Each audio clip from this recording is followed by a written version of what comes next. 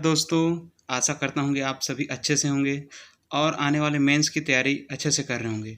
दोस्तों, एक मन में संशय भी होगा कि मुख्य परीक्षा समय पे होगा, नहीं होगा। लेकिन दोस्तों, मेरा मानना है कि आप अपनी तैयारी को जारी रखिए, आज नहीं तो कल होना ही है। ठीक है? तो ऐसे भी किसी भी संशय में ना रहें कि मेंस की तिथि क्या होगी, कब होगी, भविष्य में होगी कि नहीं होगी। बस आप ये देखिए कि आप मेंस के लिए तैयार है कि नहीं। अगर नहीं है तो बिल्कुल एक मिनट भी बर्बाद मत करिए और अच्छे से तैयारी करिए। तो दोस्तों, आप सभी लोगों के डिमांड पर ही मैंने आज ये वीडियो बनाया है। बहुत ही संक्षेप में ये वीडियो मैंने बनाया है। तो कृपया अगर किसी प्रकार की अगर आपको थोड़ा बहुत टेक्निकल इशू अगर आ भी जाए तो कृपया नज़रअंदाज करेंगे, क्योंकि समय कम है और आप लोग के लिए ये बनाना मेरे लिए ज़रूरी था। तो दोस्तों, आज जो हम लोग पढ़ेंगे ये सामान्य हिंदी के जो प्रश्न पत्र है उसमें आखिरी में दिया हुआ है प्रारूप लेखन, है ना, जिसको ड्राफ्टिंग भी कहते हैं।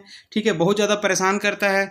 चूँकि मैं कार्यालयीन कामों से जुड़ा हुआ हूँ, इसलिए ये आपके लिए भी ज़रूरी है कि ये जो अनुभव है आपके लिए काम आए।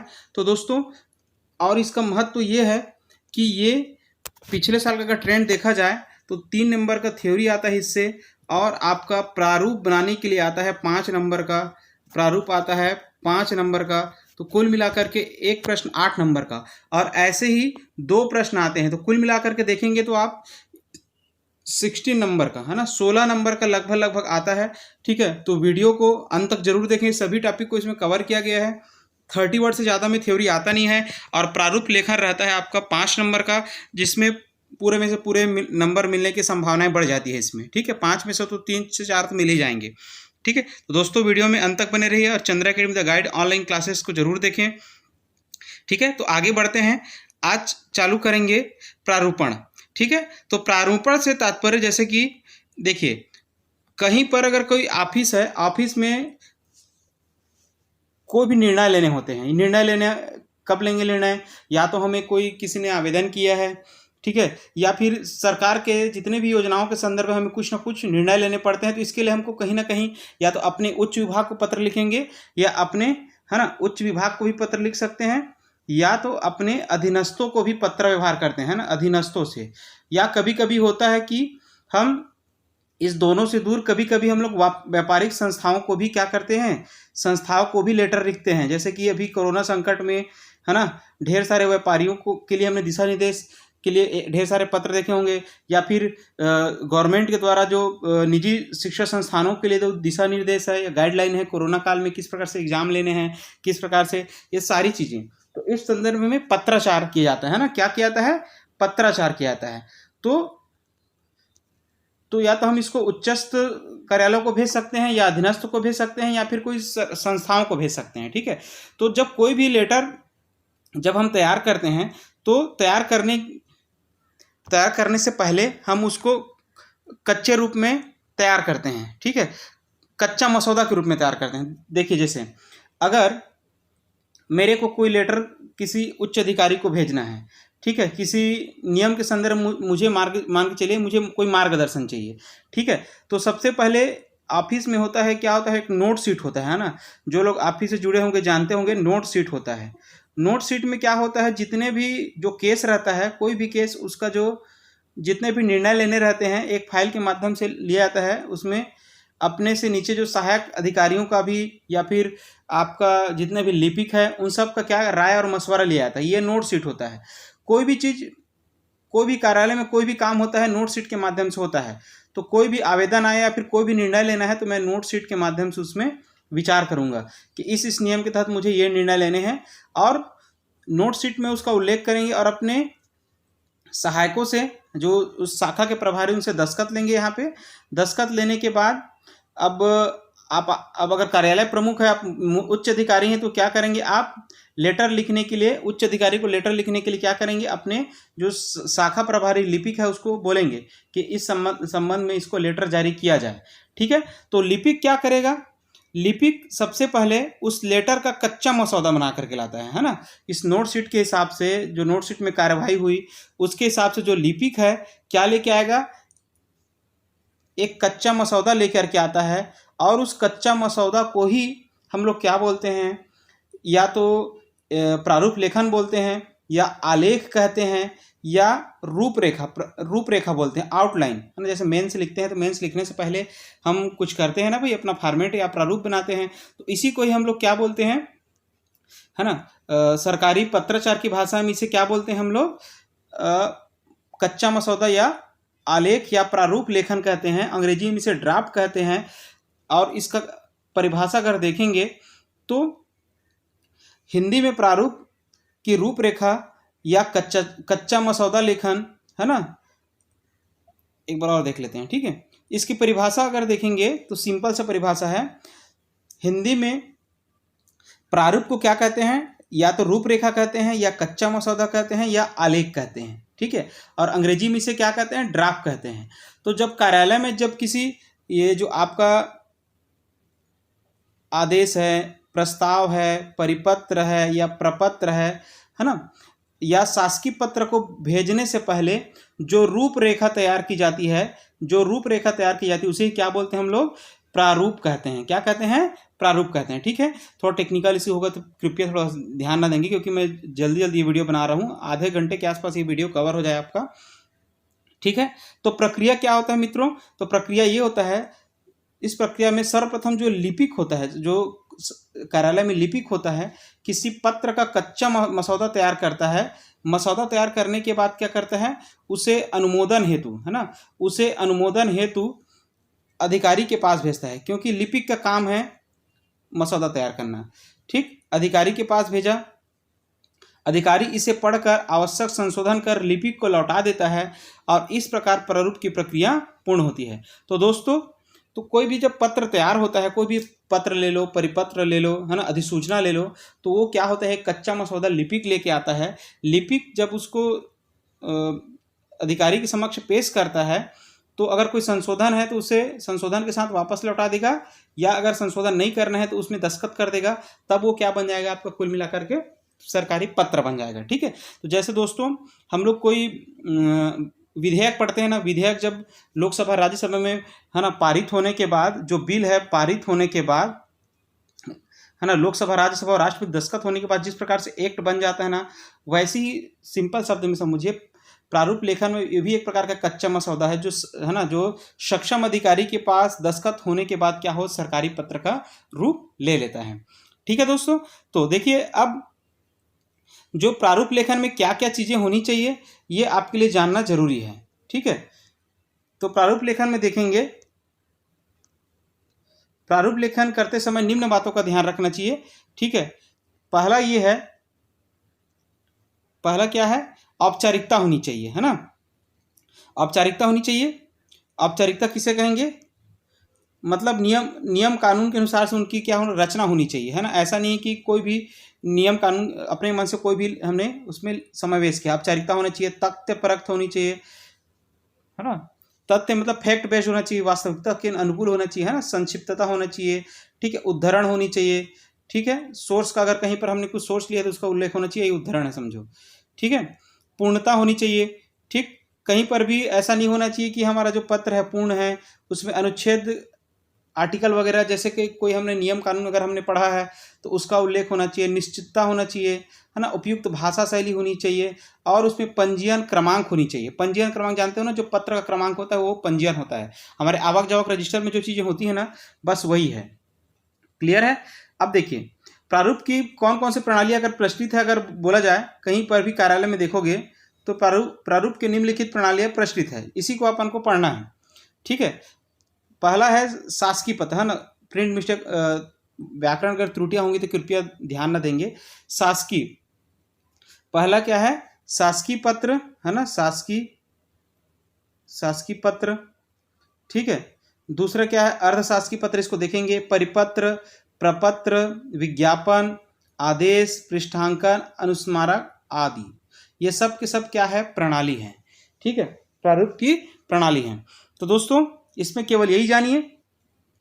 अब दोस्तों, जो पत्र लेखन की जो विशेषताएं हैं, ठीक है, विशेषताओं को थोड़ा सा देख लेते हैं, क्योंकि अगर कोई सा भी पत्र आ गया, है ना, अगर कहीं किसी ने बोला कि परिपत्र की क्या विशेषता होनी चाहिए, है ना, अधिसूचना की क्या विशेषता होनी चाहिए, तो सबका एक ही विशेषता है, जो क्या है आपको यहाँ पे देखना है। कुल 5 प्रकार की विशेषताएं संयुक्त होनी चाहिए आपका जो लेटर है, कोई भी पत्र है, शासकीय पत्र है, ठीक है। इसमें पहला क्या है, सरल भाषा शैली होनी चाहिए, है ना, भाषा कैसे होनी चाहिए, सरल होनी चाहिए। दूसरा क्या है, विचारों की सुस्पष्टता, विचार स्पष्ट होनी चाहिए, कन्फ्यूजन जैसी चीज़ें नहीं होनी चाहिए। संक्षेप होना चाहिए, कोई भी लेटर लिखेंगे तो ऐसा नहीं है कि 5 से 6 पेज हो गया, 1 से 2 पेज में कोई भी लेटर आनी चाहिए। प्रभाव अन्विति, मतलब प्रभाव उत्पन्न करना चाहिए रीडर के मन में, जो पढ़ता है उसको, ठीक है। बाहरी सजावट यानी राइटिंग स्किल वगैरह जो आपका है ये होनी चाहिए, ठीक है। तो आप देख सकते हैं, आप इसका डिटेल चाहते हैं तो आप क्या करो, इसको स्क्रीनशॉट करके रख लो, ठीक है, क्योंकि समय नहीं है, मैं आपको संक्षेप में बताना चाह रहा हूँ। आप चाहो तो डिटेल इसमें लिख लेंगे, ठीक है। अब देखिए, बाहरी सजावट में वही बताया ना, बाहरी सजावट में कागज का अच्छा क्वालिटी होना चाहिए, A4 साइज जैसे होना चाहिए उस टाइप से, लिखावट सुंदर होना चाहिए, शीर्षक, तिथि, अभिवादन, है ना, अनुच्छेद अपने अपने स्थान क्रमानुसार से होनी चाहिए, पत्र की पंक्तियां सटा कर नहीं लिखनी चाहिए, है ना, विषय वस्तु से पत्र का कागज लंबा चौड़ा होना चाहिए, ठीक है। ये सारी चीज़ें हैं, ठीक। अब बाकी जो विशेषता है इसको भी आप कृपया स्क्रीनशॉट करके लिख लेंगे, ठीक है। तो दोस्तों ये था अच्छे पत्र की विशेषताएं। कोई भी अगर पत्र आ जाए, किसी पत्र की क्या विशेषताएं हैं, तो सरल भाषा शैली होनी चाहिए, ठीक है, जो इसमें बताया गया है, विचारों की स्पष्टता होनी चाहिए, संक्षेप होना चाहिए, प्रभावान्विति होना चाहिए, बाहरी सजावट होनी चाहिए, ये उसकी क्या है, विशेषता है, ठीक है। अब देखते हैं दोस्तों, जो इसके अंतर्गत जो हम लोग मुख्य जो पढ़ेंगे, आपका पहला आता है सरकारी पत्र, है ना। आपका सिलेबस में टू द पॉइंट पढ़ा रहा हूँ। सरकारी पत्र से अच्छा क्या है, सरकारी पत्र, अगर मैं सामान्य बोलचाल की भाषा में कहूँ तो सरकारी पत्र से तात्पर्य क्या होगा, जब हम किसी भी एक सरकारी कार्यालय से कोई पत्र हम लोग क्या करते हैं, दूसरे अधिकारी को, है ना, जब एक सरकारी अधिकारी द्वारा या फिर एक सरकारी कार्यालय द्वारा दूसरे अधिकारी को अथवा किसी भी सरकारी अधिकारी के द्वारा किसी व्यक्ति, किसी फर्म, है ना, किसी व्यक्ति, किसी फर्म, किसी संस्था को, है ना, सरकारी कारोबार के लिए, मतलब सरकारी उद्देश्य से लिखे जाते हैं, ठीक है। तो इस प्रकार के पत्र को क्या कहेंगे, ऑफिशियल लेटर कहेंगे, ठीक है। नाम से स्पष्ट है, क्लियर है, नाम से स्पष्ट है, सरकारी पत्र किसे कहेंगे। और कुछ विद्वानों ने इसका परिभाषा दिया है, तो मेरे हिसाब से परिभाषा अपने कहीं लिखने की जरूरत है नहीं, आप अपने मन से परिभाषा बना लीजिए। सिंपल सी बात है, सरकारी लेटर वे लेटर है जो किसी एक सरकारी कार्यालय के द्वारा किसी दूसरे सरकारी कार्यालय को, या फिर किसी सरकारी अधिकारी के द्वारा किसी दूसरे सरकारी अधिकारी को, है ना, या सरकारी अधिकारी के द्वारा किसी व्यक्ति को, किसी फर्म को या किसी संस्था को, है ना, सरकारी कारोबार के लिए लिखे जाते हैं, उसे क्या कहते हैं, सरकारी पत्र कहते हैं, ठीक है। अगर आप इसका और संक्षेप में परिभाषा चाहते हो तो नीचे दिया हुआ है, ठीक है। सरकारी पत्र से आशा है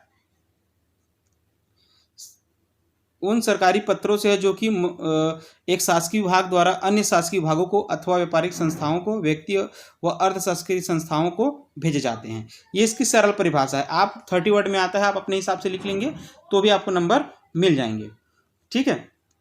अब दोस्तों जो ये प्रारूप है, यही प्रारूप बताने के लिए मैं ये जो क्लास ऑर्गेनाइज कर रहा हूँ, जो ऑनलाइन क्लास है, ऑडियो वीडियो ही क्लास है हालांकि, ठीक है दोस्तों। तो अगर सरकारी पत्र की प्रारूप की बात करें तो सबसे ऊपर में दोस्तों कार्यालय, सबसे ऊपर में क्या रहता है, प्रेषण कार्यालय का नाम, अधिकारी का नाम, है ना, और पता। सबसे पहले ऐसे लिखते हैं ना कि छत्तीसगढ़ का अगर रेवेन्यू विभाग जारी कर रहा है तो छत्तीसगढ़ शासन राजस्व एवं आपदा प्रबंधन विभाग ऐसा करके लिखा रहता है ऊपर में कार्यालय का नाम, ठीक है। जो कार्यालय क्या करते हैं, जो जिस कार्यालय से पत्र जा रहा हो नीचे कार्यालय को या किसी व्यक्ति को, तो ऊपर में कार्यालय का नाम रहेगा, ठीक है। हमेशा लेफ्ट साइड में पत्र क्रमांक रहेगा, ठीक है। बहुत सारे पत्र लेखन में आपको बताऊंगा कि इस साइड में, दाएं साइड में इधर क्रमांक डाल देते हैं, इधर डालते हैं क्रमांक, लेकिन दोस्तों ये हिंदी कार्य विभाग द्वारा जो मापदंड है पत्र लेखन के, उसके हिसाब से बता रहा हूँ। आप इसमें विश्वास जाहिर कर सकते हैं, ठीक है। तो सबसे पहले कार्यालय का नाम ऊपर में रहेगा, लेफ्ट साइड में हमेशा क्या रहेगा, पत्र क्रमांक रहेगा। और पत्र क्रमांक जैसे कि 43 है किसी पत्र क्रमांक का, आवक जावक रजिस्टर का नंबर होता है एक्चुअल में ये, ठीक है। उसके बाद उस संबंधित विभाग में अगर कोई सेक्शन है, जैसे कि रेवेन्यू विभाग में किसी ने अगर प्राकृतिक आपदा राहत शाखा है तो यहाँ पे शाखा का नाम लिख देंगे, संक्षेप में लिखा जाता है प्राकृतिक आपदा, प्रा और आ लिख सकते हो। अगर पंचायत निर्वाचन हो रहा है कहीं कोई ऑफिस का है तो पंच डाट नी बस लिख सकते हो तो भी चल जाएगा, शाखा का नाम संक्षेप में होता है। उसके बाद उस वर्ष का नाम जरूर लिखना जिस वर्ष में ये लेटर जारी हो रहा है ना, तो क्रमांक होना चाहिए, शाखा का नाम होना चाहिए, ठीक। इसके बाद दोस्तों अगर यहाँ पे देखेंगे तो यहाँ पे पता लिखना मत भूलना, पता मतलब जहाँ से ये लेटर जारी हो रहा है। जैसे कि आप बिलासपुर में रहते हैं तो बिलासपुर है ना, जैसे कि जिला कलेक्ट्रेट है ना, जिला कार्यालय है ना, जिला दंडाधिकारी ऊपर में हो जाएगा, प्रेषक अधिकारी के नाम में हो जाएगा है ना, तो जगह का नाम बिलासपुर हो जाएगा, छत्तीसगढ़। यहाँ पे पत्र क्रमांक आ जाएगा और पता जस का तस बिलासपुर रहेगा। और दिनांक, जिस दिन ये पत्र जारी होता है उसका विशेष महत्व रहता है दिनांक का, ठीक है। तो ये दिनांक को विशेष याद रखना, बाएं साइड पत्र क्रमांक और दाएं साइड दिनांक। अब देखते हैं दोस्तों, प्रेषिती यानी पाने वाले का नाम होता है सरकारी पत्रों में है ना, पाने वाले का नाम यानी प्रति या सेवा में लगा सकते हो, ठीक है, प्रति या सेवा में, ठीक है। तो प्रति आजकल ज़्यादा चलता है, आप प्रति का उपयोग कर सकते हैं। और यहाँ पे लिखेंगे पाने वाले का नाम लिखेंगे, जैसे कि अगर मैं किसी विभाग को लिख रहा हूँ, शिक्षा अधिकारी को लिख रहा हूँ, प्रति जिला शिक्षा अधिकारी है ना, जिला मुंगेली छत्तीसगढ़, ये उसका पूरा प्रसिद्धि का नाम वगैरह रहेगा, ठीक। अब कोई ना कोई एक विषय रहेगा, तो विषय को देखेंगे तो हम एक निश्चित विषय को डालिए, किस विषय में आप बात करना चाह रहे हैं वो उसका विषय होता है, यानी हमारे पूरा लेटर का क्या होता है, सार होता है, किस मुद्दे पे बात करना चाह रहे हैं। संदर्भ, यानी इस संदर्भ में कोई अगर और लेटर कभी जारी हुआ है तो उसका संदर्भ कहलाता है, नीचे में जरूर देना चाहिए अगर, ठीक है। उसके बाद दोस्तों संबोधन, अगर अपने से उच्च अधिकारी को लिख रहे हो तो हमेशा महोदय है ना, महोदय या महानुभाव का प्रयोग करना चाहिए, महोदय या महानुभाव का प्रयोग करना चाहिए, ठीक है। उसके बाद अपने से छोटे में इसको जरूरत नहीं है, ठीक है। और जब परिपत्र वगैरह जारी करेंगे, उच्च कार्यालय जब कभी भी हेडक्वार्टर जारी करेगा कोई लेटर अपने निम्न कार्यालयों को, उच्च अधिकारी निम्न अधिकारी को जारी करता है तो भी इसका प्रयोग नहीं लगता, ठीक है। अधिसूचना में भी इसका प्रयोग नहीं लगेगा, ठीक है। इसके बाद आते हैं दोस्तों, जो पत्र का जो कलेवर बोलते हैं इसको, जो मध्य भाग है जिसमें हमारा पूरा डिटेल रहता है, ठीक है, ये पत्र के मुद्दों का परिचय, या फिर इसको कलेवर बोलते हैं, क्या बोलते हैं, कलेवर, या मुख्य बॉडी बोलते हैं, ठीक है। ये सबका एक ही नाम है, ठीक। मुख्य विषय वस्तु लिखेंगे, पत्र का समापन हमेशा करेंगे, ठीक। पत्र समापन के बाद धन्यवाद आदर सूचक लगाएंगे अगर कोई बड़ा कार्यालय है तो, ठीक है, क्योंकि बड़ा कार्यालय में अगर पत्र व्यवहार कर रहे हैं अपने उच्च अधिकारियों को तो आदर सूचक लगाएंगे या आभार लिखेंगे, ठीक है। लेकिन अगर अपने से निम्न कार्यालय को अगर जारी कर रहे हैं तो ये सब लिखने की जरूरत नहीं है, ठीक है दोस्तों। अब इसको ध्यान देंगे और ऐसे स्क्रीनशॉट करके रख लेंगे, ठीक है। अगर कोई चीज़ हम उसके साथ कोई डॉक्यूमेंट अटैच करना चाहते हैं है ना, उस संबंध में कोई बड़ा सा कोई फॉर्मेट, कोई प्रपत्र, अगर कोई फॉर्म अपलोड करना चाहते हैं, इसमें अटैच करना चाहते हैं, यहाँ पे संलग्न करेंगे यदि जरूरत हो तो, ठीक है। इसके बाद यहाँ पे शिष्टा सूचक शब्द लगाएंगे, भौदी है ना, सरकारी लेटर में हमेशा भौदी का उपयोग कर लेते हैं। अर्धशासकीय पत्रों में आपका ये शब्द प्रयोग करते हैं, जब अनौपचारिक पत्र है तो आपका लिख लेते हैं, इस टाइप से, ठीक। अब दोस्तों यहाँ पे जो अब सिलसिला चालू होता है, ये तो हमारा पत्र लगभग समाप्त हो गया, लेकिन नीचे में दस्तखत भी करेंगे है ना, दस्तखत कर भी सकते हैं। लेकिन अगर प्रतिलिपि दे रहे हैं किसी को, प्रतिलिपि यानी नीचे में अपनी इसी की कॉपी किसी और कर्मचारी अधिकारी को भेज रहे हैं वो, तो उसके नीचे में, ठीक है, उसके नीचे में आपको एक और दस्तखत करना पड़ेगा, प्रतिलिपि के नीचे में भी, ठीक है। तो प्रतिलिपि भेज रहे हैं तो याद रखिएगा, प्रतिलिपि अगर आपने भेजा है तो यहाँ पे ऊपर में केवल SD साइन डन या हस्ताक्षर कृते, साइन डन या हस्ताक्षर कृते लिख सकते हैं, दस्तखत नहीं करेंगे तो भी चलेगा। लेकिन यहाँ पर आखिरी में दस्तखत करना जरूरी है आपका, यहाँ पर जब कोई भी लेटर समाप्त होगा प्रतिलिपि देने के बाद, ठीक है दोस्तों। तो दो जगह साइन आप कर सकते हैं, दो जगह, एक तो प्रतिलिपि से पहले और प्रतिलिपि के बाद, दोनों साइन का विशेष महत्व थोड़ा सा याद रखना है, ठीक है। तो दोस्तों अब जो अगला टॉपिक आपको यहीं से स्टार्ट हो सकता है, चाहो तो इसको बोलते हैं पृष्ठांकन। क्या बोलते हैं, पृष्ठांकन। पृष्ठांकन हमेशा दोस्तों याद रखना, जो ऊपर में हमने 43 नंबर अगर लेटर का नंबर दिया है तो यहाँ पे पृष्ठांकन नंबर क्या हो जाएगा, 44 हो जाएगा। कितना हो जाएगा, 44। तो पृष्ठांकन हमेशा 1 बढ़ा करके दिया जाता है, फिर शाखा का नाम रहेगा, ठीक है, या पृष्ठ क्रमांक भी लिख देते हैं उसको, ठीक है, जो आवक जावक रजिस्टर में 1 नंबर आगे बढ़ा देते हैं और उसको दे देते हैं, ये पृष्ठांकन है। इसी को पृष्ठांकन कहा जाता है। जब एक ही जो पत्र के प्रति कई लोगों को भेजना रहता है तो पृष्ठांकन का उपयोग करते हैं, ठीक है। और पृष्ठांकन आगे बताऊंगा दोस्तों। पृष्ठांकन अगर किसी कर्मचारी है तो उसे क्या करने के लिए पृष्ठांकन क्रमांक डालेगा, ये सब लिख लेंगे। उसके बाद प्रतिलिपि, प्रतिलिपि में आप जिन जिन विभागों को सूचना देना चाहते हैं या तो सूचना दे सकते हो या कार्यवाही करा सकते हो।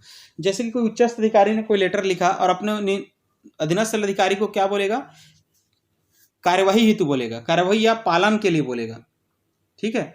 और हो सकता है वो अपने से उच्च विभाग को और लेटर देगा तो केवल वो सूचनार्थ करेगा, क्योंकि नीचे वाला अधिकारी तो ऊपर वाले को पालनार्थ या आवश्यक कार्यवाही तो नहीं बोल सकता ना। तो मान के चलो ये सूचनार्थ होगा और नीचे वाले कर्मचारी को क्या बोलेंगे, पालनार्थ या आवश्यक कार्यवाही बोलेगा, ठीक है। तो जितने विभाग को उसका कॉपी देना है हम लोग क्या कर देंगे, यहाँ प्रतिलिपि के रूप में 1 2 3 4 काउंट करके जितने लोग को देना चाहते हैं सबको यहाँ से क्या दे देंगे, प्रतिलिपि दे देंगे। और इस प्रतिलिपि का वही महत्व है जो इस पूरे लेटर का जो हमने लिखा वही महत्व है ना। उसका महत्व में कहीं कमी नहीं होता कि नीचे में लिख देने से, है ना, कि हमने तो उसके नाम से संबोधित नहीं किया है ना। लेकिन अगर हम प्रतिलिपि देते हैं तो उसका महत्व भी इस लेटर का उतना ही है जितना ऊपर में हम लोग जिसको भेज रहे हैं प्रेषिति को, है ना, उतना ही महत्व है दोनों का, ठीक है। आई बात समझ में। तो ये बात याद रखना है, सबसे पहले लेफ्ट साइड में इधर क्रमांक लिखना है, इधर पता और दिनांक लिखना है, सेवा में करके इसका प्रेषिति का नाम लिखना है, विषय लिखना है, संदर्भ लिखना है, संबोधन होना चाहिए, ठीक है, ये कलेवर है आपका। और उसके बाद आभार सूचक शब्द होना चाहिए, संलग्न होना चाहिए, ठीक है, शिष्टासूचक शब्द, और आखिरी में दस्तखत होनी चाहिए।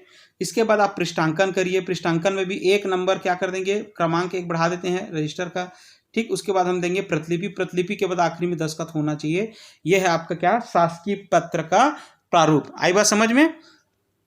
तो दोस्तों ये शासकीय पत्र है। अब शासकीय के साथ साथ जब कुछ चीजें होती है हमको अनौपचारिकता का भी समावेश होता है, उसे हम लोग बोलते हैं अर्धशासकीय पत्र। क्या बोलते हैं, अर्धशासकीय पत्र। तो दोस्तों अर्धशासकीय पत्र में आते हैं, ठीक। तो अर्धशासकीय पत्र होता क्या है, जिसमें उद्देश्य तो सरकारी कामों का जो निराकरण करना ही है ना कहीं अगर आप देखेंगे उद्देश्य तो देखो दो सरकारी पत्र और अर्ध सरकारी पत्र। सरकारी पत्र हमेशा बताया ना, एक सरकारी कार्यालय के द्वारा दूसरे शासकीय कार्यालय को लिखा जाता है, या एक अधिकारी के द्वारा किसी फर्म को किसी व्यक्ति को द्वारा लिखा जाता है। अब अर्ध सरकारी पत्र क्या होता है, यानी आधा सरकारी है और आधा थोड़ा सा निजी या अनौपचारिकता का भाव होता है, ठीक है। तो उद्देश्य क्या है इसका उद्देश्य ये है, अर्ध सरकारी पत्र का प्रयोग विभिन्न सरकारी अधिकारियों के बीच होता है। यह किसी भी अधिकारी के पास व्यक्तिगत नाम से भेजा जाता है, हमेशा याद रखना, पर्सनल नाम से भेजा जाता है, ठीक। गैर सरकारी व्यक्तियों के पास भेजे जाने के पर उसे सरकारी पत्र नहीं कहा जाएगा, याद रखना। हो सकता है कि हम कोई अधिकारी हैं, कोई किसी व्यापारी को पत्र लिख रहा है तो वो अर्ध सरकारी पत्र या उसे सरकारी पत्र नहीं कहेंगे, ठीक है। इस प्रकार के पत्र का मूल उद्देश्य अधिकारियों की व्यक्तिगत सम्मति को जानना या किसी विषय पर सूचना पाना या किसी विचार का आदान प्रदान करना होता है, हमेशा याद रखना, ठीक है। तो इसे क्या कहते हैं हम लोग, अर्ध सरकारी पत्र कहते हैं। इसमें किसी अधिकारी का व्यक्तिगत ध्यान किसी खास मामले की ओर आकृष्ट किया जाता है जिसकी कार्यान्विति में विलंब हो गया हो या अनुस्मारक भेजने पर उचित कार्यवाही न हुआ हो। तो दोस्तों ये हमेशा याद रखना, ये हमेशा लगभग समकक्ष, ये प्रायः समकक्ष अधिकारियों के बीच लिखा जाता है, ठीक है। हो सकता है कि मैंने एक पत्र दूसरे कार्यालय को लिखा और उसमें कोई जानकारी मंगाई, लेकिन वो जानकारी उस कार्यालय से आ नहीं रहा है ना, और मैं और संबंधित व्यक्ति अगर सेम पद में है ना, समकक्ष हैं, तो मैं क्या करूँगा, यहाँ से एक लेटर लिखूंगा, उसको बोलूँगा अर्ध सरकारी पत्र, और उसमें मैं अपने समकक्ष अधिकारी को कोई प्री शब्द से उसे क्या करूँगा, संबोधित करूँगा, और उनसे क्या करूँगा, अनौपचारिकता के साथ इस मामले पे ध्यान आकर्षण करने के लिए कहूँगा और जानकारी जल्द से जल्द यहाँ भेजने के लिए कहूँगा। तो ये क्या कहलाता है, आपका अर्ध सरकारी पत्र कहलाता है, ठीक है, क्लियर है। तो दोस्तों इसकी रचना शैली की बात अगर करूं मैं, इसकी रचना शैली में उत्तम पुरुष में होता है, अर्थशास्त्र पत्र हमेशा उत्तम पुरुष में होता है और मित्रता भाषा में लिखा जाता है, मित्रतापूर्ण भाषा में लिखा जाता है। इसके संबोधन के लिए प्री का इस्तेमाल करते हैं और अंत में आपका विश्वास पात्र भी लिख सकते हैं या आपका सद्भावी भी लिख सकते हैं। याद रखिएगा इसमें भौदी नहीं लिखेंगे, ठीक है। और इसमें प्रेषक अधिकारी केवल अपना हस्ताक्षर करके भेजता है और पद का उल्लेख नहीं करता, ठीक है। इसमें थोड़ा सा ये याद रखना है, ठीक है। केवल अपने क्या करेगा, हस्ताक्षर करके भेजेगा और अपने पद का उल्लेख करने की आवश्यकता इसमें है नहीं उनको। आई बात समझ में? तो अर्ध सरकारी पत्र समझ में आया। चलिए अब आते हैं अर्ध सरकारी पत्र का प्रारूप, ठीक है, यह नमूना कहें, ठीक। तो बिल्कुल सरकारी पत्र जैसा ही रहेगा और सरकारी पत्र जैसा ही रहेगा। इसमें नमूना देखेंगे तो ऊपर में बिल्कुल छत्तीसगढ़ शासन लिख सकते हैं, कार्यालय का नाम पता रहेगा। अर्ध सरकारी पत्र क्रमांक जरूर डालना लेफ्ट साइड में। स्थान और दिनांक का भी विशेष महत्व है, अतः स्थान और दिनांक को जरूर डालें, ठीक है, ठीक। अब इसमें हम लोग चालू करते हैं, जो प्री से चालू करते हैं, प्रिय श्री, प्रियवर। तो दोस्तों कोई भी मुद्दों में अगर हम इसमें व्यक्तिगत विचार चाहते हैं तो बीच में लिख सकते हैं, या फिर किसी भी कार्य को जल्दी करने के लिए आप उससे डायरेक्टली बोल सकते हैं। और आखिर में आपको ये देखना है कि यहाँ पे परिस्थिति का नाम यानी पाने वाले का नाम यहाँ पे लिखना है, याद रखना। सादर श्री करके लिख सकते हो पाने वाले का नाम, और इधर आपका क्या रहेगा, आपका सद्भावी लिख सकते हो और आपका दस्तखत होनी चाहिए, है ना। पद का नाम नहीं लिखना है क्योंकि कार्यालय से आपका क्या चल जाएगा, पद का नाम पता चल जाएगा, ठीक है। समझ में आई बात? आ सकता है इस साल के हिसाब से। अब देखते हैं दोस्तों दोनों में अंतर देख लीजिए, आप स्क्रीनशॉट करके रख लीजिए, ठीक है। अंतर देखो, अंतर की बात करूं मैं तो दोनों के दोनों औपचारिक पत्र है, लेकिन इसमें पर्याप्त अंतर विद्यमान है जिसे निम्नानुसार समझ सकते हैं। पहला पूर्णतः औपचारिक होता है। इसमें औपचारिक पत्र में औपचारिकता और अनौपचारिकता दोनों का क्या होता है, समावेश होता है, ठीक है। इसका आदान प्रदान कहाँ होता है, सरकारी स्तर पे होता है। और इसका आदान प्रदान क्या होता है, दो अधिकारियों के मध्य इस अधिकारी स्तर पे होता है, याद रखना। कार्यालय स्तर पे से ज़्यादा अधिकारी स्तर पे होता है। विषय और संबोधन इसमें होता है। इसमें विषय सरकारी होता है लेकिन संबोधन निजी होता है, याद रखना, पर्सनल होता है। प्री वर्मा जी, प्री शर्मा जी बोलते हैं ना, इस टाइप से, ठीक है। और इसमें जो इसका जो प्रमुख मुद्दा इसका क्या होता है, अगर बात करूं मैं, इन पत्रों का प्रमुख मुद्दा क्या होता है, व्याख्या, विश्लेषण, टीका और टिप्पणी करने के लिए किया जाता है इन पत्रों का उपयोग। लेकिन इसमें क्या होता है, कोई भी लंबित मामले हैं, कोई भी लंबित प्रकरण है, तो किसी अधिकारी से हम लोग उसके तरफ ध्यान आकर्षण करने के लिए इसका उपयोग करते हैं। आप स्क्रीनशॉट करके इसको समझ लेंगे, ठीक है। अब इसमें क्या होता है, इन पत्रों की भाषा में मुझे आदेश हुआ है या मुझे निर्देश हुआ है करके शब्दावली या वाक्यावली का प्रयोग होता है। तो इसमें क्या होता है, मुझे कहते हुए हर्ष हो रहा है या मुझे सूचित करने होती प्रसन्नता हो रही है आदि शब्दावलियों का क्या होता है, प्रयोग होता है। यानी इसमें कहीं ना कहीं औपचारिकता का समावेश होता है, ठीक। और इसमें क्या होता है, इसमें अनौपचारिकता आ जाता है, कहीं ना कहीं अनौपचारिकता का समावेश होता है और इसमें औपचारिकता का समावेश होता है। आई बात समझ में? स्क्रीनशॉट करके लिख लेंगे, कई बार मेंस में आ चुका है, इस बार बहुत IMP है ये, ठीक है, IMP है, ठीक। चलिए अब देखते हैं, अगला है परिपत्र। दोस्तों जब कभी भी कोई भी एक सरकारी पत्र को एक से अधिक लोगों को भेजा जाता है ना, हमेशा एकदम सिंपल शब्द कहूँ तो जब कभी भी किसी कार्यालय के किसी शासकीय पत्र को या ज्ञापन को या आदेश को, है ना, एक साथ अनेक लोगों को भेजा जाता है, यानी है ना, जैसे एक साथ अनेक लोगों को भेजा जाता है तो उसे परिपत्र कहते हैं, याद रखिएगा। तो एक परिपत्र क्या हो सकता है आपका, परिपत्र आपका शासकीय पत्र भी हो सकता है, ज्ञापन भी हो सकता है या आदेश हो सकता है, ठीक है। जब एक साथ अनेक लोगों को भेजा जाता है वही क्या कहलाता है, आपका परिपत्र कहलाता है, ठीक है। परिपत्र हमेशा केंद्रीय कार्यालय द्वारा अपने अधीनस्थ कार्यालय को एक कार्यालय द्वारा अपने, या फिर है ना, एक कार्यालय द्वारा अपने अधीनस्थ सभी अनुविभागों या सेक्शन या विभागों को तथा उच्च अधिकारी द्वारा अधीनस्थ अधिकारियों को अथवा एक विभाग के अधिकारी द्वारा अन्य विभाग के अधिकारियों को भेजा जाता है। तो परिपत्र कौन कौन जारी कर सकता है, इसका जो फ्लो देखोगे तो हमेशा एक ऊपर में एक उच्च अधिकारी रहेगा। उच्च अधिकारी ही क्या करता है, परिपत्र हमेशा नीचे अधिकारी को जारी करता है। आई बात समझ में? उच्च अधिकारी द्वारा निम्न अधीनस्थ अधिकारियों को जारी किया जाता है और ये एक कर्मचारी अधिकारी संबंधित नहीं रहता बल्कि अनेक परिस्थितियों को भेजा जाता है। आई बात समझ में? इसी को इसमें समझाया गया, आप स्क्रीनशॉट करके चाहें तो लिख सकते हैं। ठीक है, ये एक सामान्य पत्र के रूप में भी हो सकता है, ज्ञापन के रूप में भी हो सकता है और एक आदेश के रूप में भी हो सकता है। तीनों रूप में हो सकता है ये। ठीक है, ज्ञापन, आदेश या सामान्य पत्र के रूप में हो सकता है ना। और यहाँ पे क्या होता है, हमेशा संबोधन ना, अगर देखेंगे, अगर सामान्य पत्र में तो हमेशा नाम संबोधित होते हैं, जैसे जिला शिक्षा अधिकारी ऐसा होता है सामान्य पत्र में, है ना, या जिला कलेक्टर। लेकिन परिपत्र में संबोधन जो होता है ना, हमेशा समूह के लिए होता है, सभी प्राचार्य, सभी जिला कलेक्टर, है ना, या जिनको परिपत्र भेजवाना है, कोई अगर व्यापारी वर्ग है, अगर कोई और वर्ग है मान के चलो, तो उनका हमेशा प्रारंभ जो होता है सामान्य संबोधन होता है, यानी सभी प्राचार्य, सभी कलेक्टर, सभी संभाग आयुक्त, है ना, सभी शिक्षा अधिकारी, है ना, ठीक, ये सब के सब, या सभी राज्यों के गृह मंत्रालय या मुख्य सचिव, इस टाइप से क्या होता है, सभी शब्द लगा रहता है, थोड़ा सा याद रखना है। ठीक है, इसके बाद नीचे में क्या होता है, इसमें हम पृष्ठांकन भी कर सकते हैं।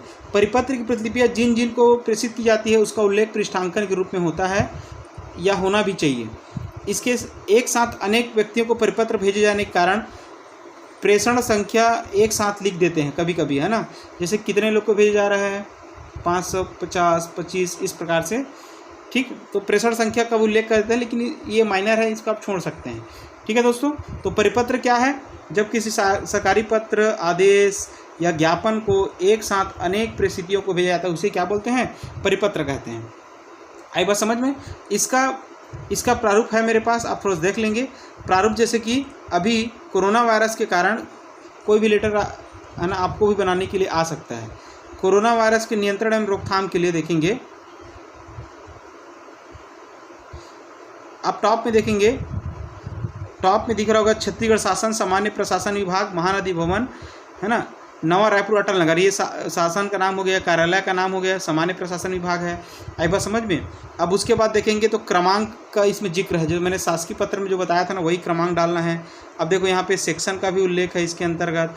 अब स्थान और दिनांक का विशेष महत्व बताया ना। अब देखो प्रति में क्या होगा, सभी शब्द जरूर आएगा, समस्त संभागायुक्त, समस्त कलेक्टर। विषय जैसे बताया ना, नोवल कोरोना वायरस के संक्रमण नियंत्रण हेतु शासकीय कार्यालयों में बैठकों का आयोजन केवल अत्यावश्यक कारणों से करने बाबत। हम लोग जा रहे हैं कि कोरोना वायरस के समय बैठक लेना कहीं ना कहीं अभी वर्जित है ना, या फिर वीडियो कॉन्फ्रेंसिंग के माध्यम से लिया जा रहा है अत्यावश्यक स्थिति में ही। ठीक, तो ये हमारा क्या हो गया, ये हमारा विषय हो गया।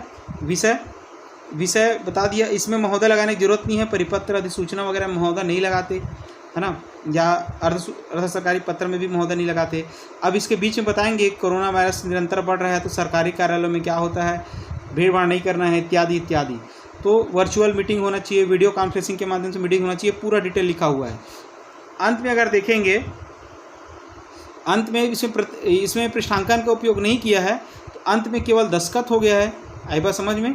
अगर पृष्ठांकन और प्रतिलिपि नहीं है, अगर पृष्ठांकन यहाँ पे लिखते हैं वो अगर नहीं है या प्रतिलिपि नहीं है, तो 2 बार दस्तखत करने की आवश्यकता है ही नहीं। ठीक है, तो ये था आपका क्या, परिपत्र, बिल्कुल सरकार का परिपत्र है। कई किताबों में अलग अलग दिया हुआ, तो मेरा मानना है आप इसको फॉलो करिए, आपको नंबर पूरा मिलेगा। ठीक है, अच्छा सॉरी, पृष्ठांकन किया हुआ है ना, नेक्स्ट पेज में है, इसी का अगला भाग है ये। ठीक है, सॉरी, पृष्ठांकन किया गया है। पृष्ठांकन में देखेंगे तो ये पृष्ठांकन बताया ना, हमेशा बढ़ते हुए क्रम में, जैसे उस साइड में था पत्र क्रमांक 386 था, तो इसको 386A कर दिया है, यानी एक बढ़ा सकते हो, 387 भी लिख सकते हो तो भी सही होगा। पता भी लिखा गया है, ये सब चीज़ लिखा गया है, पता, दिनांक सब लिखा गया है। प्रतिलिपि किसको किसको देना है, राज्यपाल के सचिव को दे दिए, हमेशा उच्च अधिकारी वगैरह को दे देते हैं, है ना, या उससे थोड़ा निम्न अधिकारी जिसका उससे संबंध है, ठीक है, उनको दे सकते हैं आप। ठीक है, तो ये प्रतिलिपि जितने लोगों को दिया हमने, प्रतिलिपि दे दिया, पूरा लिख दिया। अब आखिरी में देखो यहाँ पे दस्तखत है ना, आखिरी में क्या है, यहाँ पर दस्तखत है। दस्तखत को नहीं भूलना है आपको, यहाँ पे 2 जगह दस्तखत लगेगा। आई बात समझ में? और इसी को ही हम लोग पृष्ठांकन बोलते हैं, मालूम, जब एक पत्र को अनेक लोग को भेजेंगे ना, तो ये उसी की कॉपी जब भेजते हैं तो वही क्या कहलाता है, पृष्ठांकन कहलाता है। अनुस्मारक जैसे देखते होंगे ना, अनुस्मारक जैसे कि मैंने कोई लेटर भेजा, लेकिन लेटर में अभी तक मेरे को कोई भी कार्यवाही प्राप्त नहीं हुआ, मुझे कोई भी पत्र नहीं, मतलब उस पत्र में कोई भी कार्यवाही नहीं हुआ, तो उसके लिए हम लोग क्या करेंगे कि स्मरण पत्र भेजेंगे। तो क्या है ये? स्मरण पत्र है। ठीक है, इस पत्र कोई अपनी विशेषता नहीं, क्योंकि ये शासकीय पत्र की तरह होता है। ठीक है, अनुस्मारक भेजने के पहले जिस पत्र के, है ना, भेजने के पहले जिस रूप में पत्र भेजे गए हैं उसी को पुनः दोहरा दिया जाता है। एक्चुअल में कोई ये नया है नहीं, शासकीय पत्र की तरह होता है। अतः जो सरकारी पत्र का अनुस्मारक सरकारी पत्र के रूप में होता है, और अर्ध सरकारी पत्र का भी अगर अनुस्मारक है तो उसी रूप में होगा जिस रूप में लिखा गया है। इनकी रचना अत्यंत संक्षिप्त होती है और विषय वस्तु फिर से लिखने की जरूरत नहीं। जो कलेवर है बीच में जो लिखते हैं ना, कलेवर, उसको फिर से दोहराने की जरूरत नहीं है। आप सीधा लिख दीजिए कि कृपया संदर्भित पत्र को पे पुनः कार्यवाही करने की कृपा करें करके, है ना। कोई भी पत्र है तो आपको उसको संदर्भ में डाल देना है और पुनः कार्यवाही करने की कृपा करें करके अगर उच्च अधिकारी तो लिख सकते हैं। अगर देखो इसका फॉर्मेट में एक चीज़ हमेशा याद रखना, इसका फॉर्मेट देखेंगे तो ऊपर में छत्तीसगढ़ शासन कार्यालय का नाम पता, लेकिन राइट साइड में ऊपर में आप चाहो तो यहाँ पे आप अनुस्मारक करके लिख सकते हैं। यहाँ पे देखो अनुस्मारक करके रेड कलर से कभी कभी लिख दिया जाता है कि दोबारा रिमाइंडर है ये। ठीक है, ठीक, राइट साइड में ऊपर में पत्र क्रमांक सेम रहेगा, दिनांक भी सेम रहेगा, है ना, और प्रसिद्धि का नाम, पद का नाम रहेगा, विषय रहेगा। ठीक है, संदर्भ तो आप वही बताएंगे कि हमारा पूर्व में भेजा गया पत्र क्रमांक ये। ठीक, संबोधन करेंगे अगर उच्च अधिकारी है तो। मुख्य विषय वस्तु को अत्यंत संक्षेप करना है, सीधा बोलना है कि संदर्भित पत्र का अवलोकन करें जिस पर आज तक कार्यवाही नहीं की है, बस इतना ही लिखना है। ठीक है, संलग्न अगर कोई और चीज़ करना चाहते हो संलग्न कर सकते हो, है ना। और इसके अतिरिक्त यहाँ पे आपको भौदी करके यहाँ पे दस्तखत करनी है। ठीक, तो क्रमांक भी रहेगा, ये सारी चीज़ें रहेंगी। आई बात समझ में? अब देखते हैं अधिसूचना। पिछले बार आया था मेंस में, है ना, लास्ट टाइम मेंस 2018 में पूछा गया प्रश्न है। अधिसूचना सिंपल सी बात है, अगर सरकार कोई भी नियम है, कोई भी आदेश है, कोई से भी अगर कोई अधिकार है और कोई भी नियुक्ति है, इस संदर्भ में क्या करती है, एक सूचना जारी करती है, विभाग प्रमुख के द्वारा जनरली जारी होता है। और इसमें थोड़ा देखेंगे तो ये बड़े बड़े विभागों में राज्यपाल के आदेशानुसार होता है ना।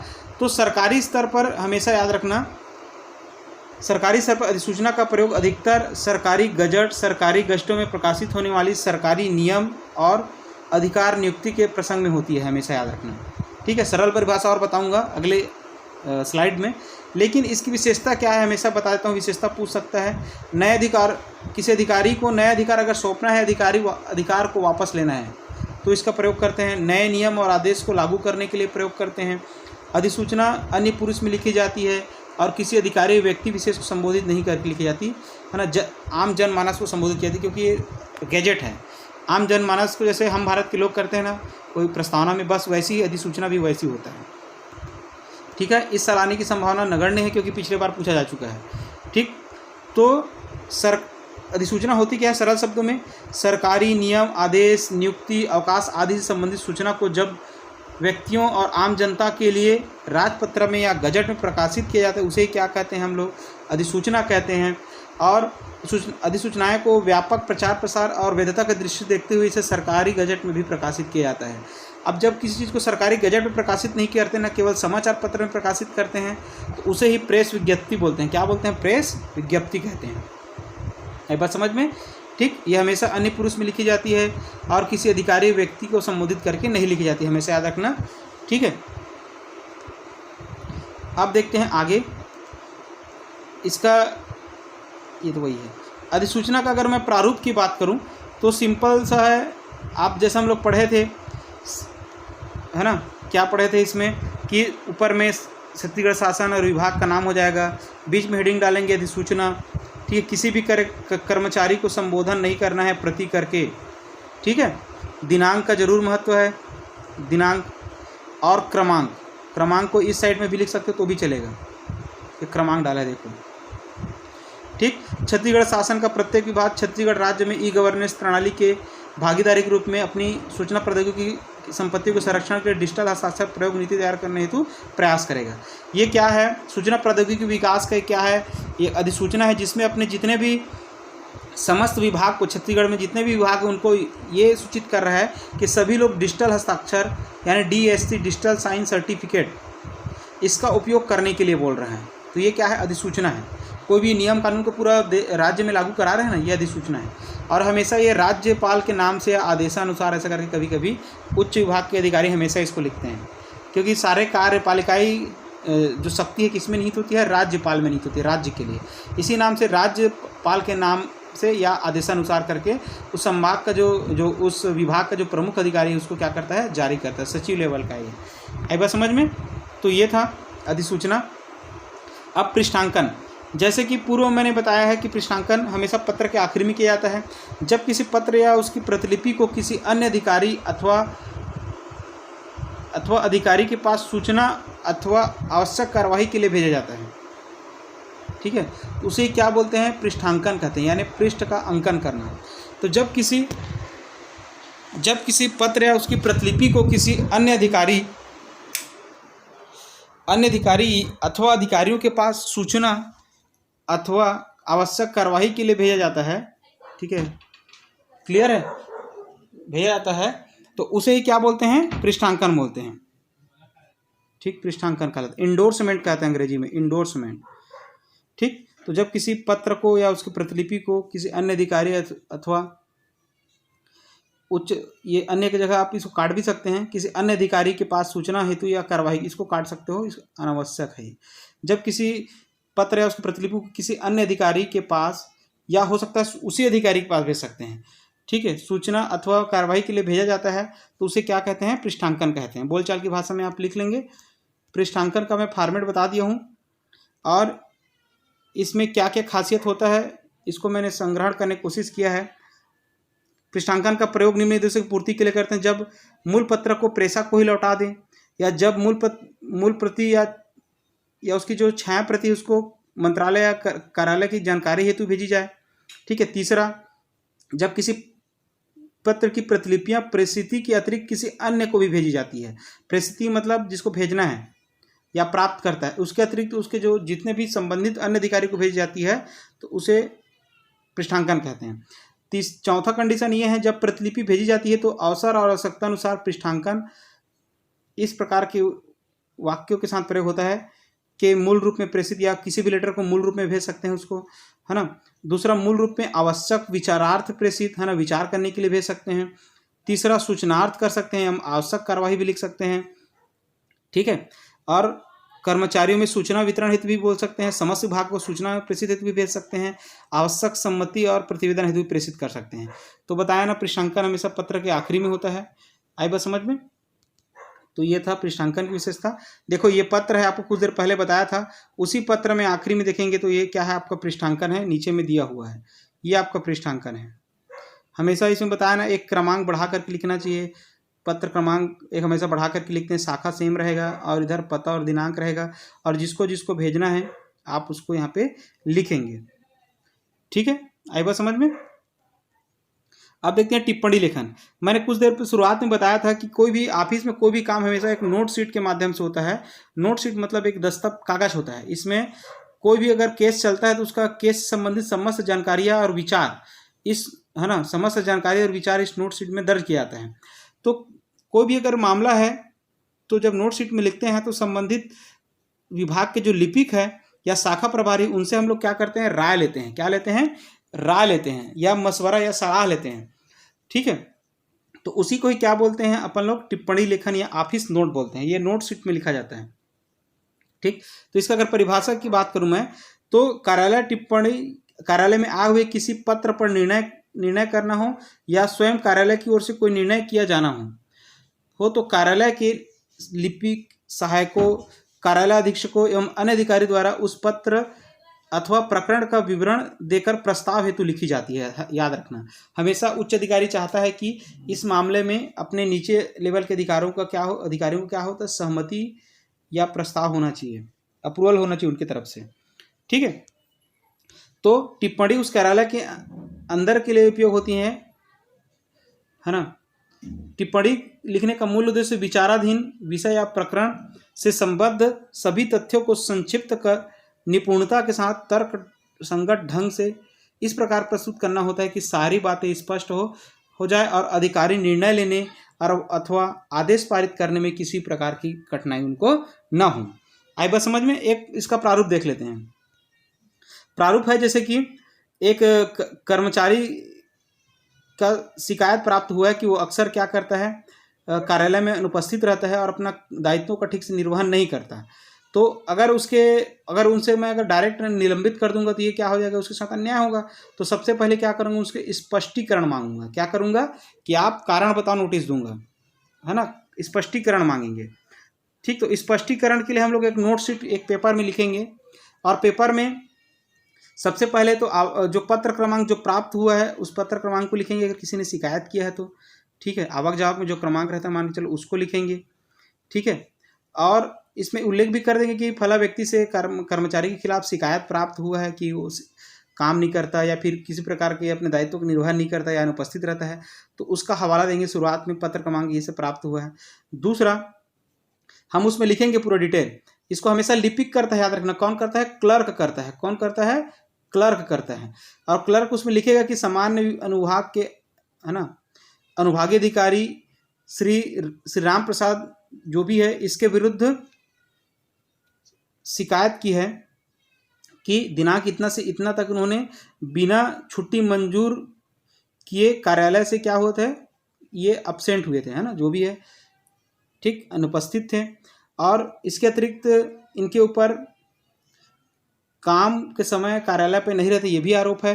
ठीक है, तो इससे प्रमाणित होता है कि जो संबंधित अधिकारी ने जानबूझकर कार्यालय में अनुपस्थित रहते हैं, जो कि कार्यालय अनुशासन के विरुद्ध है। इसके लिए कार्यवाही करने से पहले उसे स्पष्टीकरण मांगा जाए ताकि सत्यता का पता चले। हो सकता है कि भी वो कार्यालय नहीं आ रहा है, तो सकता है ऑफिस काम से कहीं बाहर गया हो। तो सबसे पहले क्या करते हैं, स्पष्टीकरण मांगने के लिए भी हम लोग क्या करें, टिप्पणी लेखन कर रहे हैं। ठीक है, अब क्लर्क क्या लिखेगा, कार्यालय का ज्ञापन का मसौदा अनुमोदन के लिए प्रस्तुत है लिख के भेजेगा। आई बात समझ में। तो ये मसौदा है एक प्रकार से, और इसमें कर्मचारी का दस्तखत होगा। और इधर जो साइड होगा ना, इधर, ठीक, इधर आपका जो मेन मुख्यालय या जो कार्यालय प्रमुख है आपका, उसका दस्तखत हो जाएगा। तो ये क्या हो जाएगा आपका, फिर संबंधित लिपिक उसको लेटर जारी करेगा, कारण बताओ नोटिस जारी करेगा। आई बात समझ में। कारण बताओ नोटिस में अगर कोई जवाब मिलता है तो फिर से उसको लिखेगा, और अगर कोई निलंबन करता है तो फिर बकायदा नोट शीट में लिखेगा इनको निलंबित किया जाता है करके। आई बात समझ में। तो ये नोट शीट होता है कोई भी निर्णय लेने के लिए, सुविधा प्रदान करने के लिए। आखिरी में देखते हैं विज्ञापन। विज्ञापन दोस्तों आपके सिलेबस में है, मेरे हिसाब से आईएमपी है। अक्सर आपने देखा होगा कि छत्तीसगढ़ सीजीपीएससी ने 2019 का क्या कर दिया, नोटिफिकेशन जारी कर दिया या एडवर्टाइजमेंट जारी कर दिया। ये भी होता है ना, एडवर्टाइजमेंट जारी करता है शुरुआत में। ठीक है, शुरुआत में एडवर्टाइजमेंट जारी होता है कि इतने इतने पदों की रिक्ति है और इतने इतने पदों पर नियुक्ति की जानी है। तो सरकारी पत्राचार की भाषा में बिल्कुल अगर क्या है कि बात करते, विज्ञापन एक प्रकार की शासकीय सूचना है ना। विज्ञापन का शाब्दिक अर्थ होता है विशेष सूचना या जानकारी देना।